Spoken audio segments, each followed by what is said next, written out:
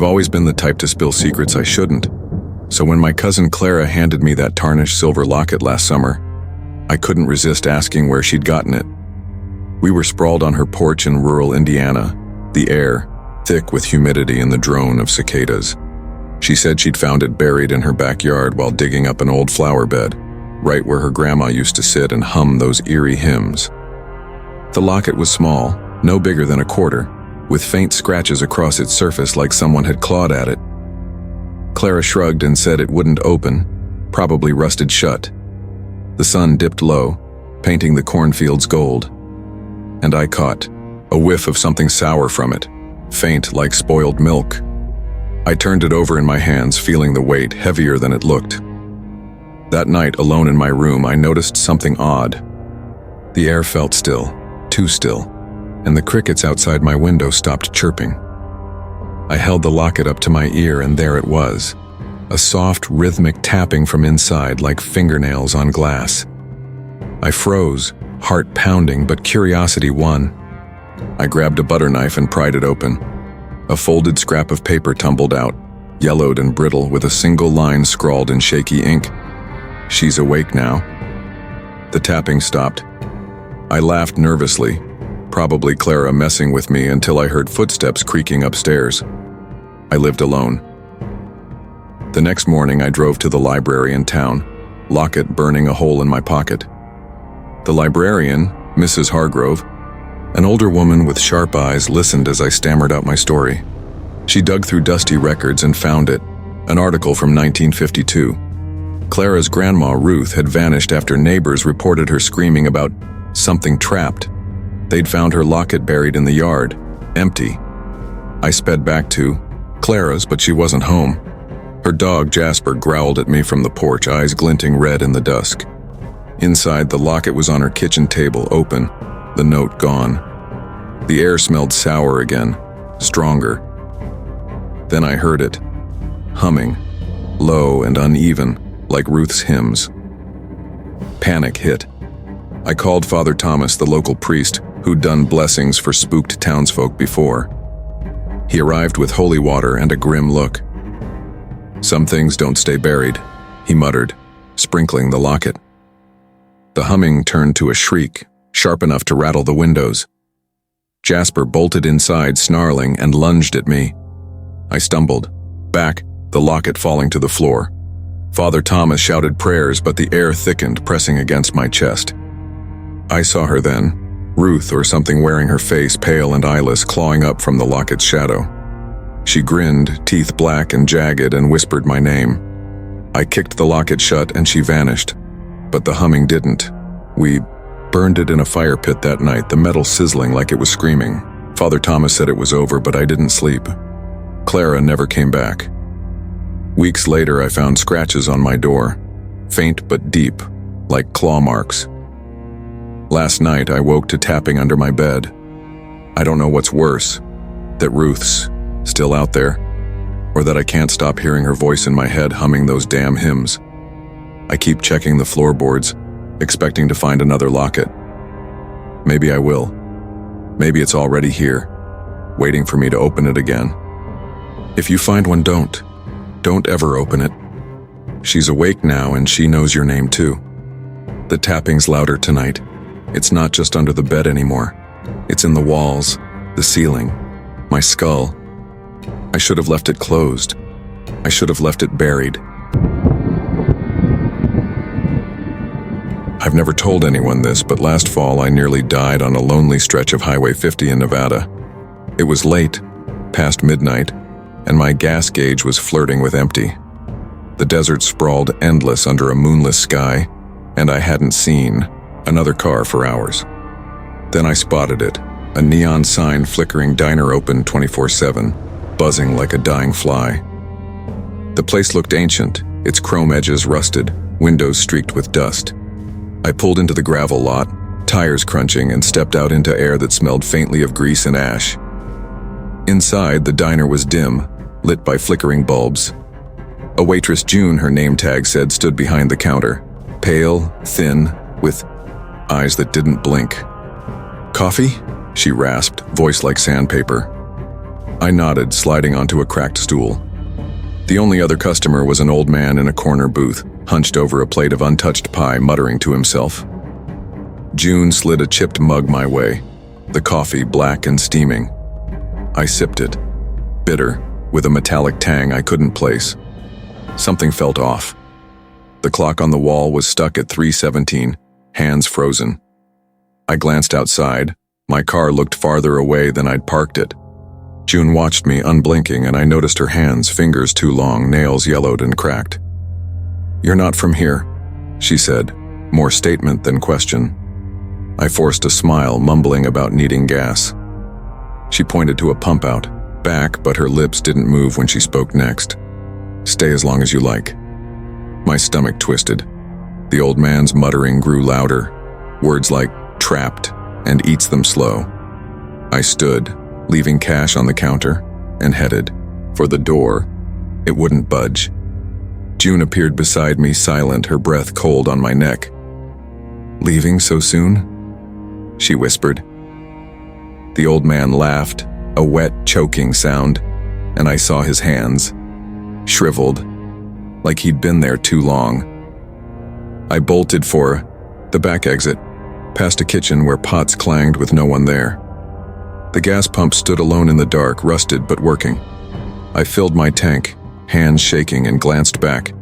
The diner's lights flickered once, then died. I peeled out, gravel, spitting under my tires. At dawn, I stopped in a town 50 miles away, adrenaline still pumping.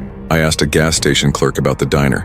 He frowned, said it burned down in '87, arson, no survivors. "Folks still see lights out there," he added, "but no one stops." I nodded, throat dry, and drove on. That should have been it, but 2 days later I found a napkin in my glove box, grease-stained with June scrawled in red ink.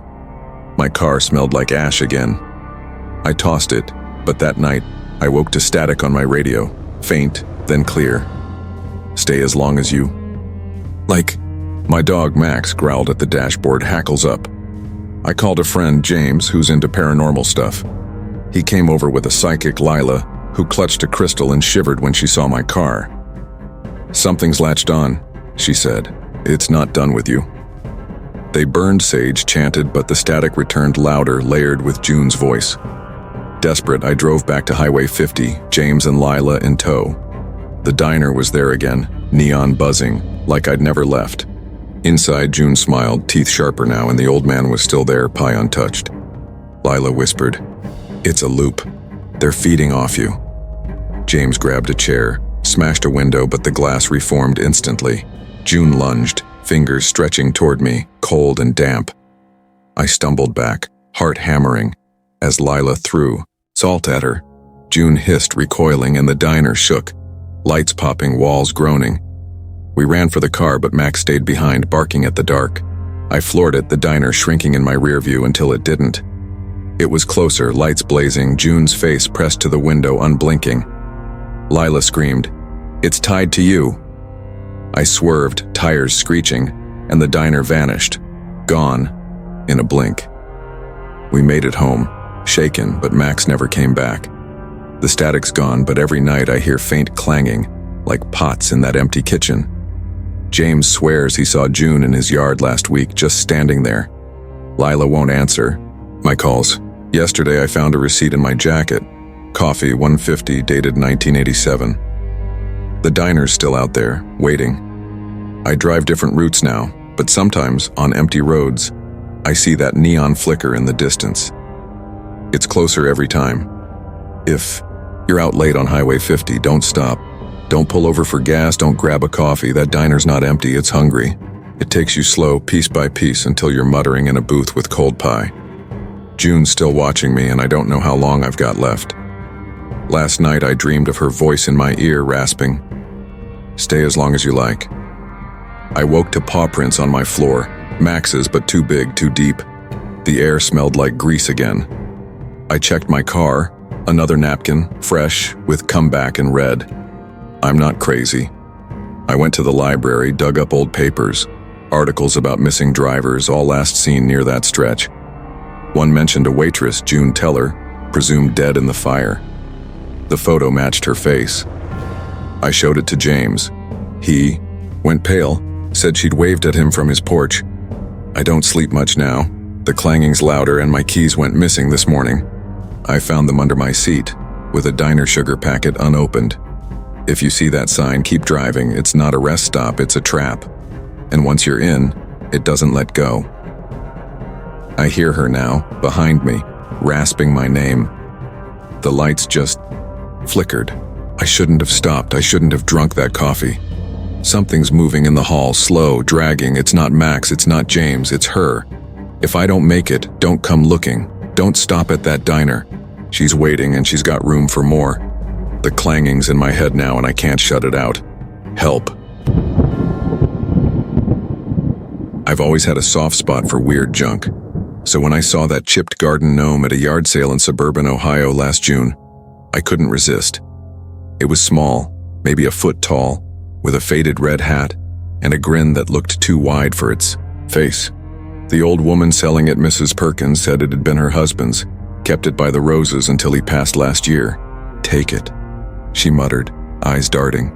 Just don't leave it alone. I laughed it off, handed her $2 and set the gnome in my backyard near the shed. That evening, the air felt heavy, like a storm was brewing, but the sky stayed clear. I caught a faint giggle outside, high-pitched like a kid playing. My yard was empty, but the gnome's head seemed tilted toward my window. By morning, my roses were dead, petals black and shriveled. I blamed some bug or bad soil, but unease gnawed at me. I moved the gnome closer to the porch, figuring it was just coincidence. That night, the giggling came again, louder from right, outside my door. I checked, no one there, but the gnome was facing me now, grin wider. I called my sister, Rachel, who lives an hour away in Dayton. She's practical, no nonsense, but even she sounded spooked when I described it. Get rid of it, she said. I tried, tossed it in the trash bin out front. An hour later, it was back by the shed, dirt smudged on its hat. Sleep didn't come easy after that. I woke to scratching at my bedroom window, short, sharp, like nails on glass. The gnome stood on my sill, staring in, eyes glinting red in the dark. I stumbled back, heart racing, and called the cops. Officer Daniels showed up, a stocky guy with a tired smirk. A gnome, he said, but his face dropped when he saw it. He took it to the station, promising to look into it. Relief lasted an hour, until I found it on my kitchen table, a muddy handprint beside it. I drove to the library next, digging through local history. An article from 1983 caught my eye. Mr. Perkins, Mrs. Perkins's husband, found dead in his garden, clutching a gnome. Unnatural causes, it said, no details. I sped to Mrs. Perkins' house, banging on her door. She answered, pale, and whispered, "I told you not to leave it alone." She said it had followed her husband too, moved on its own, giggled, at night. He tried to smash it, she croaked. It didn't like that. Back home, the gnome was in my living room, hat cocked like it was mocking me. My cat, Milo, hissed at it, fur bristling, then bolted upstairs. I called Father Hayes, the local priest who'd dealt with oddities before. He arrived with a Bible and a frown. "This isn't right," he said, crossing himself. He sprinkled holy water on it. The gnome trembled, and that giggle turned to a low, guttural growl. The lights flickered and Milo yowled from upstairs. Father Hayes started an exorcism, voice steady, but the gnome's eyes glowed brighter, red and piercing. I grabbed a hammer, swung. It cracked the hat, but the pieces flew back together.